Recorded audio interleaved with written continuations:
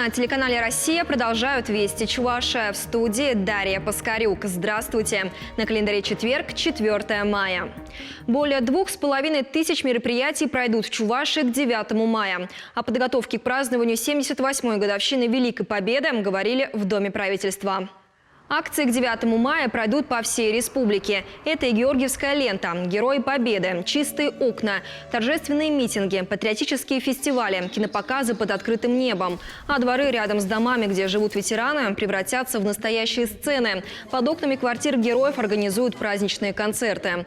Кроме этого, 170 участникам войны вручат подарочные наборы. Кстати, всего в регионе проживают 4692 ветерана Великой Отечественной, вдов-инвалидов и участников войны, а также бывших несовершеннолетних узников концлагерей.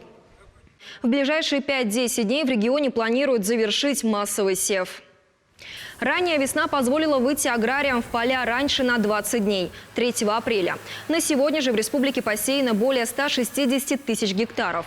Для сравнения, в прошлом году в это же время работы были выполнены только на почти 3000.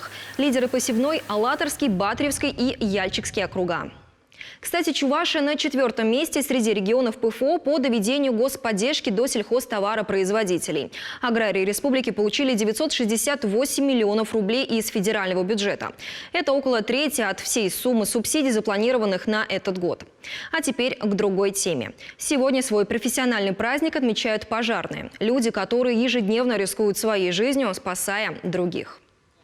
Напомню, с 10 апреля в республике действует особый противопожарный режим. Однако, несмотря на запрет, жители Чувашии часто сжигают сухую траву и мусор на открытых территориях. Пал прошлогодней растительности и неосторожное обращение с огнем – основные причины ландшафтных пожаров, отмечают в МЧС по Чувашии. С начала весны таких было зафиксировано 93.